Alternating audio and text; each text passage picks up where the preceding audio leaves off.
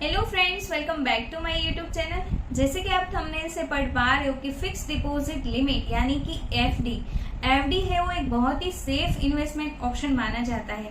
और स्पेशली बात करें तो सीनियर सिटीजन के लिए सेफ इन्वेस्टमेंट ऑप्शन में एफडी एक बहुत ही इम्पोर्टेंट है, क्योंकि यहाँ पे जो इंटरेस्ट मिलता है वो as compared to saving bank ज्यादा मिलता है। बट ये जो एफडी है फिक्स डिपॉजिट के बारे में इनकम टैक्स कुछ और ही कहता है। इनकम टैक्स ने कुछ लिमिट डिसाइड किया है। इसके ऊपर अगर आपका एफडी में इन्वेस्टमेंट है तो इट माइट चांसेस कि आपको इनकम टैक्स से नोटिस आए। तो अगर नोटिस भी आई है तो उसके कॉन्सिक्वेंसेस क्या है, हमें उसको कैसे रिप्लाई देना है और नोटिस से अगर बचना है तो हम क्या कर सकते हैं, इस वीडियो में हम डिटेल में डिस्कस करने वाले हैं। तो जुड़े रहिए एंड तक। और ऐसे इंफॉर्मेटिव वीडियोस के लिए आप मेरे चैनल को सब्सक्राइब करें। तो आइए चलो जानते हैं। तो फर्स्ट ऑफ ऑल थोड़ा बहुत बैकग्राउंड देख लेते हैं कि फिक्स डिपॉजिट एफडी लिमिट यानी कि एवरी पर्सन कहीं पे यानी कोई भी बैंक में कोई भी पोस्ट ऑफिस में कितनी भी एफडी ओपन करवा सकते हैं। यहाँ पे बैंक एंड पोस्ट ऑफिस से कोई भी लिमिट डिसाइड नहीं करी है, बट इनकम टैक्स ने लिमिट डिसाइड करी है। और क्योंकि टू स्टॉप टैक्स इवेशन, यानी कि इनकम टैक्स डिपार्टमेंट के पास पावर है कि आपको वो सोर्स ऑफ एफडी यानी एफडी में आपने जितनी अमाउंट का इन्वेस्टमेंट करा है उसका सोर्स वो पूछ सकते हैं, क्योंकि मेन पर्पस है टू स्टॉप टैक्स इवेशन। तो यहाँ पे बैंक की रिस्पॉन्सिबिलिटी क्या आ जाती है, यहाँ पे बैंक की रिस्पॉन्सिबिलिटी आ जाती है कि इनकम टैक्स ने जो लिमिट डिसाइड करी है 10 लाख, दैट इज लिमिट है वो है 10 लाख। बैंक की यहाँ पे रिस्पॉन्सिबिलिटी आ जाती है कि बैंक को रिपोर्ट करना है टू आईटी डिपार्टमेंट को अगर कोई भी पर्सन की एक फाइनेंशियल ईयर में जो अप्रैल से चालू होता है एंड मार्च को खत्म होता है रिस्पेक्टिव ईयर में, तो कोई भी फाइनेंशियल ईयर में फिक्स डिपॉजिट क्रॉस करता है लिमिट दैट इज 10 लाख और मोर, तो यहाँ पे बैंक की रिस्पॉन्सिबिलिटी आ जाती है कि बैंक को रिपोर्ट करना है। तो यहाँ पे आप जान सकते हो कि 10 लाख का एक limit criteria IT department income tax department ने यहाँ पे बना दिया है। और ये जो 10 लाख की लिमिट है वो है बैंक वाइज, ये 10 लाख की लिमिट बैंक वाइज है। उसका हम प्रैक्टिकली एक थोड़े बहुत केस देख लेते हैं कैसे है। यहाँ पे मैंने 4 केस डिस्कस किए हैं, 1, 2 एंड 3 एंड 4। फर्स्ट केस कहता है कि एसबीआई ने आपने एफडी करा है 7,50,000, एचडीएफसी में करा है 6,50,000।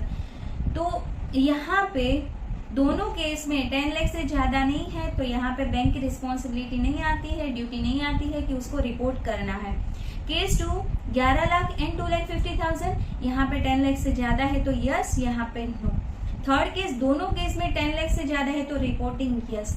फोर्थ केस वेरी इंपॉर्टेंट है, क्योंकि सेम बैंक की ही मैंने 2 ब्रांच में एफडी ओपन करवा के रखा है। सेम बैंक की 2 ब्रांच में मैंने एफडी ओपन करवा के रखा है, तो यहाँ पे टोटल कंसीडर करा जाएगा एंड देन यहाँ पे डिसाइड होगा कि रिपोर्टिंग ड्यूटी रिस्पॉन्सिबिलिटी बैंक की आती है कि नहीं आती है।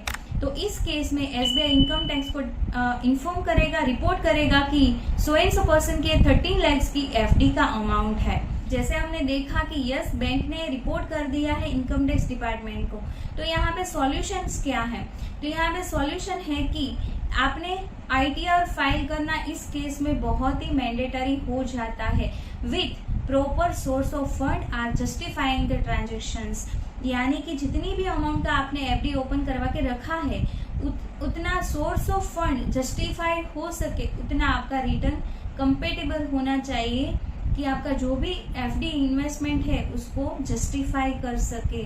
तो यहाँ पे माइट चांसेस है कि आपको नोटिस न आए।